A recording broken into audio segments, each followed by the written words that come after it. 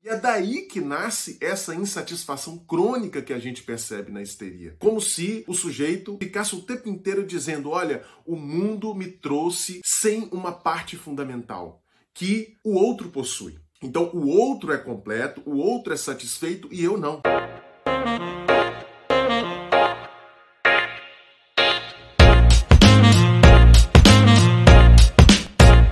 Então, pessoal, vamos dar sequência aqui à nossa série sobre a histeria.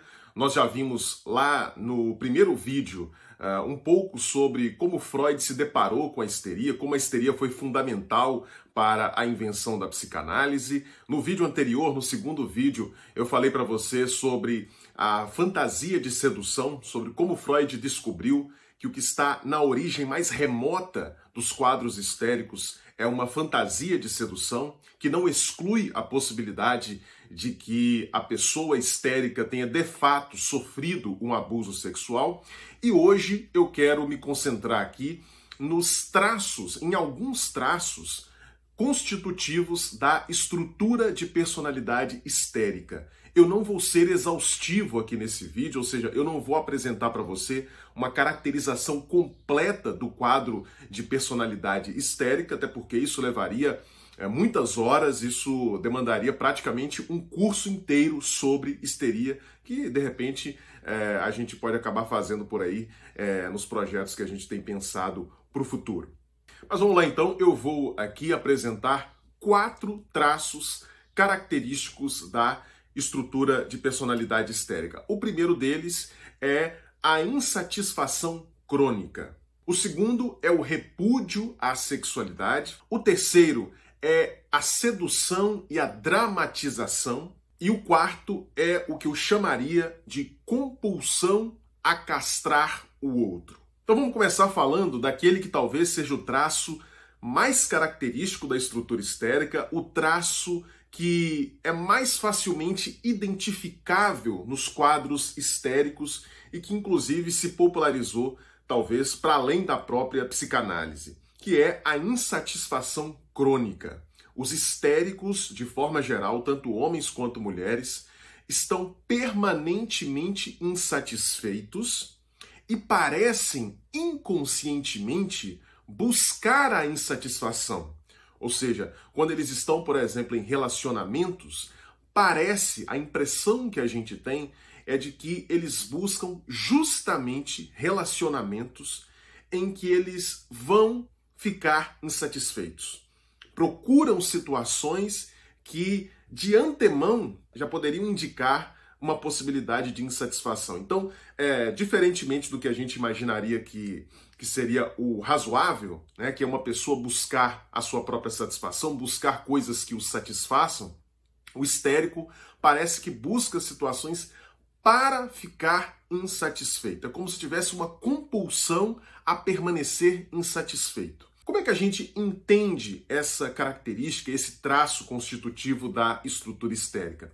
A gente vai precisar remeter isso a uma segunda possibilidade etiológica que Freud identifica e relaciona ao quadro histérico. A primeira possibilidade etiológica, a possibilidade de causa da histeria, foi aquela que eu falei no vídeo anterior. Ou seja, o histérico constrói uma fantasia de sedução que pode estar baseada numa cena efetiva, real de sedução ou não, né? E é essa fantasia de sedução que está na origem de muitos sintomas e de muitos traços, alguns deles sobre os quais eu vou falar nesse vídeo também.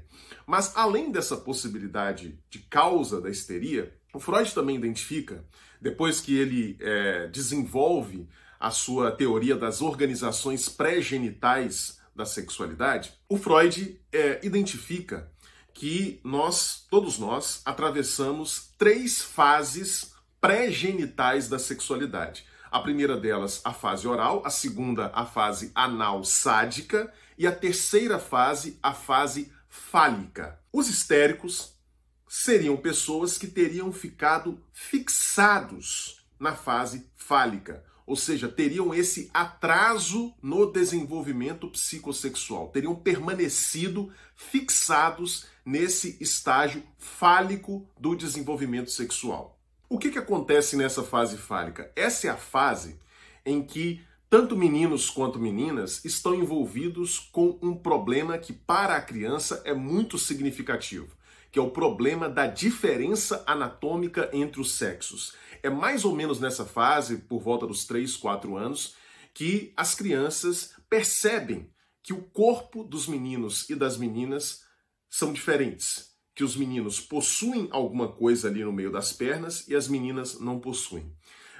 De forma geral, as crianças tendem a concluir uma teoria a partir dessa percepção das diferenças, que é mais ou menos da seguinte forma. O menino entende que as meninas possuíam pênis, mas foram castradas, então ele passa a ter medo de perder o seu próprio pênis. E no caso das meninas, o que acontece?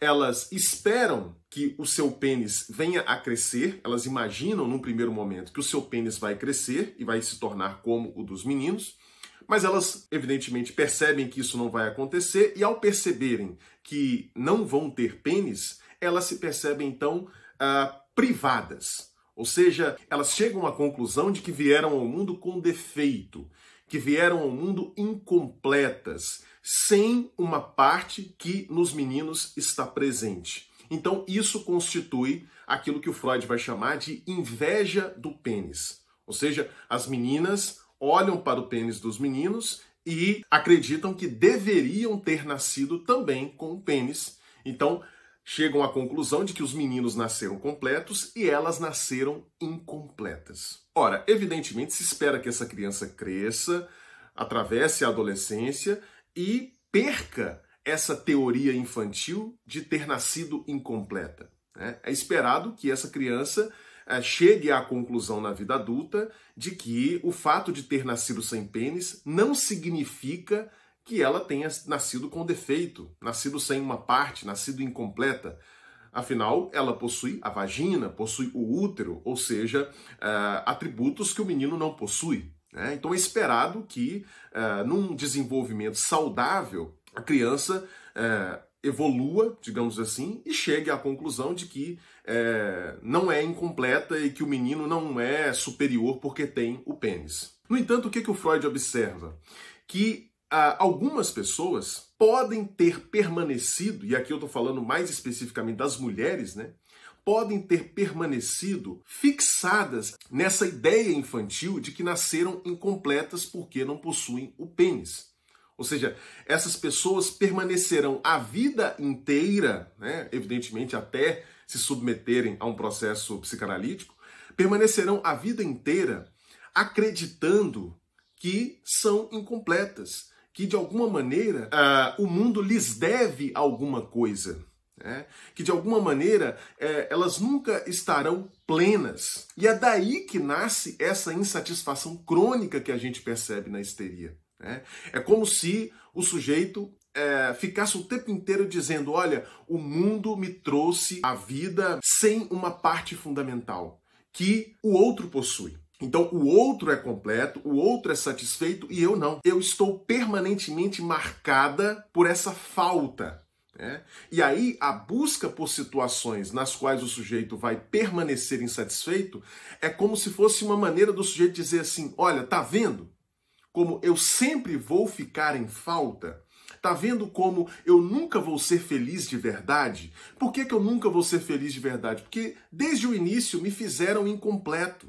Desde o início me fizeram defeituoso. Então, o mundo me deve satisfação. O mundo me deve algo que me complete. Só que esse algo nunca poderá ser dado porque na cabeça do histérico, esse algo, esse falo, esse pedaço que completaria o corpo, ele deveria ter sido dado desde o início. Então o sujeito vai ficar mesmo permanentemente insatisfeito. Então a insatisfação crônica da histeria é esse manifesto. É como se fosse um manifesto do sujeito dizendo assim: tá vendo? Você, o mundo, a realidade, vocês me fizeram incompleto. E por isso eu nunca poderei estar satisfeito. Eu nunca estarei pleno. E aí o sujeito compulsivamente busca situações justamente para manter esse manifesto. O segundo traço é o repúdio à sexualidade. Eu falei um pouco dele no nosso segundo vídeo. Por que ocorre o repúdio à sexualidade? Por que a gente vê com tanta frequência nos histéricos, especialmente nas mulheres, a gente vê um certo nojo exacerbado, muitas vezes, do sexo, um pudor excessivo, né? Por que a gente nota esse movimento, uma certa indignação com qualquer movimento da parte do outro que indique uma possibilidade de desejo sexual? Por que a gente nota isso com muita frequência? Justamente por conta da fantasia de sedução. É como se essa fantasia tivesse o tempo todo ali dizendo para a histérica: olha, cuidado. Cuidado, porque sexualidade significa abuso. Sexo significa abuso, sexo significa submissão, sexo significa violência, sexo significa que tem uma pessoa aproveitando-se de você. Então vem esse repúdio à sexualidade, ou seja, a histérica não consegue se colocar naquela posição de passividade que muitas vezes é necessária para o encontro sexual, né? Os amantes no encontro sexual, eles vão revezando essa posição de atividade e passividade, mas para a histérica é muito difícil se entregar, justamente porque lá no passado ela se considera vítima de uma entrega e foi feito com ela um processo de dominação, de subjugação, de abuso, e que agora ela não vai permitir que isso aconteça novamente. Então, dessa forma, a sexualidade se torna algo aversivo para o sujeito histérico. O terceiro traço é a sedução. O sujeito está, aparentemente, o tempo todo querendo chamar a atenção do outro, fazer com que o outro perceba, tem um certo tom de exibicionismo, uma certa dramatização também, né? Então, é muito comum que nas pessoas histéricas a gente observe essa busca por transformar situações pequenas em situações muito grandes, de exagerar nas reações, né? De fazer com que tudo pareça um grande teatro, né? A impressão que muitas vezes a gente tem lidando com uma pessoa de personalidade histérica é que a pessoa está o tempo todo encenando, né? Está o tempo todo dramatizando. Isso também tem a ver com a fantasia de sedução. Afinal, uma das formas que a gente tem de se defender de uma situação em que nós fomos dominados, nós fomos abusados, subjugados pelo outro, é justamente criar a fantasia de que, na verdade, não foi o outro quem abusou de mim, não foi o outro quem me subjugou, não foi o outro que me dominou. Na verdade, eu me fiz dominar, fui eu que conquistei o outro. Fui eu que seduzi o outro. Então essa pode ser uma forma que o sujeito histérico encontra de se defender da sua fantasia de sedução. Quer dizer, eu acredito que houve um processo de sedução, mas na verdade quem seduziu aquele que abusou de mim fui eu mesma. Então agora eu manifesto esse processo de sedução, de tentativa de encantamento do outro, de chamar a atenção do outro, justamente porque dessa forma eu guardo para mim a crença de que não fui eu quem me submeti a uma situação de sedução, de dominação, de abuso, mas na verdade fui eu que criei aquela situação, fui eu que conquistei o outro, fui eu que seduzi o outro. E o quarto traço é aquilo que está expresso numa frase muito conhecida do Jacques Lacan, psicanalista francês, que é a ideia de que a histérica busca sempre um senhor sobre o qual ela possa reinar, né? Que é o que eu chamei de compulsão à castração do outro, né? É muito comum nas pessoas histéricas essa busca por mostrar que o outro não tem o poder que se atribui a ele, por mostrar que o outro é faltoso. Então, o sujeito histérico está o tempo todo tentando castrar o outro, tentando mostrar que o outro é incompleto, tentando mostrar que o outro é faltoso. E como é que a gente entende isso? A gente entende isso pela recorrência à fase fálica, à inveja do pênis, né? É dizer, qual que é uma estratégia defensiva interessante para o sujeito que acredita que foi privado do falo, foi privado do pênis, que nasceu incompleto e que portanto, o outro saiu em vantagem na existência? Qual que é uma estratégia defensiva interessante? Ora, é mostrar que esse outro também é incompleto. Ou seja, para que eu não me sinta mal por me perceber como incompleto, eu vou lá e tento mostrar o tempo todo que o outro é incompleto. Então o outro acha que tem alguma coisa, mas na verdade não tem, ele é faltoso, né? Então a gente nota esse movimento muito frequente por parte dos histéricos de tentar mostrar assim, olha, o saber que você acha que tem é falho. Então é um tentativa o tempo todo de dizer assim, você não é tão poderoso, você não é tão potente, na verdade você não tem o falo, porque se eu não tenho, ninguém pode ter, se eu não tenho, você também não vai ter. Então é uma compulsão constante por mostrar que o outro é incompleto. É muito comum a gente ver por parte dos histéricos nas relações com profissionais de saúde, né? Uma tentativa constante de dizer assim, aquele médico não sabe de nada, esse psicólogo ele acha que está me entendendo, mas na verdade não está entendendo nada, nunca vai ser capaz de me entender. E você percebe que não se trata de uma descrição fiel da realidade, se trata simplesmente da tentativa do sujeito de mostrar assim, olha, esse daí, que todo mundo fala que é muito bom, na verdade ele é uma porcaria, na verdade ele não sabe nada. Na verdade, ele não me entende, ele não sabe nada, isso é tudo farsa. É uma tentativa o tempo todo de dizer que o outro não está com essa bola toda. Existem vários outros traços que a gente não tem tempo de abordar aqui, mas esses são os 4 que eu acho que são os mais facilmente identificáveis e que eu considero que estão mais no centro da problemática histérica. Bom, se você gosta de psicanálise, se você se interessa por estudar de forma séria, de forma rigorosa a psicanálise, eu tenho uma novidade para contar para você. Em breve, eu pretendo lançar um novo projeto que vai atender ao anseio de muitas das pessoas que entram em contato comigo pelas redes sociais. Esse projeto se chama Confraria Analítica. Será uma comunidade de pessoas que estão interessadas em estudar de forma séria e de forma rigorosa a psicanálise a partir dos textos dos próprios autores. Não será um curso, será um espaço permanente, onde nós teremos aulas semanais comigo, aulas ao vivo semanais comigo, e nós vamos estudar ponto a ponto, sem pressa, com paciência, com seriedade, com profundidade, os textos dos principais autores da psicanálise.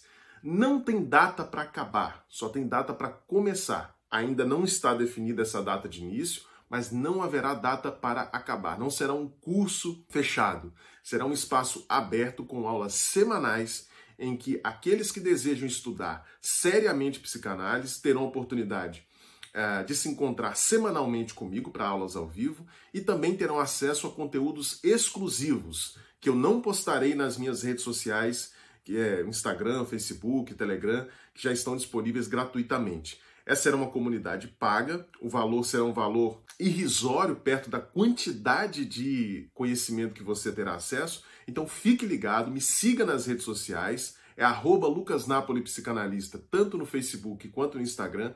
Me siga nas redes sociais para que você saiba quando a gente vai começar esse projeto chamado Confraria Analítica. Enquanto isso, você pode ler os meus e-books. Eu escrevi 2 e-books, caso você ainda não saiba. O primeiro se chama O que um psicanalista faz e o segundo se chama Psicanálise em Humanês. No primeiro eu falo sobre a atuação do psicanalista no consultório, como é que é essa atuação, e no segundo eu explico 16 conceitos psicanalíticos, 16, de forma clara, simples, didática, como você nunca deve ter visto por aí nos textos de comentadores. Então, não perca essa oportunidade. Os links para comprar esses e-books estão aqui disponíveis na descrição desse vídeo. Muita gente já comprou e eu tenho recebido muitos feedbacks positivos. Eu tenho certeza que você vai gostar. Então clique, não deixe de comprar os 2 e-books, O que um psicanalista faz e Psicanálise em Humanês. A gente se encontra então na semana que vem para um próximo vídeo. Um grande abraço. Tchau, tchau.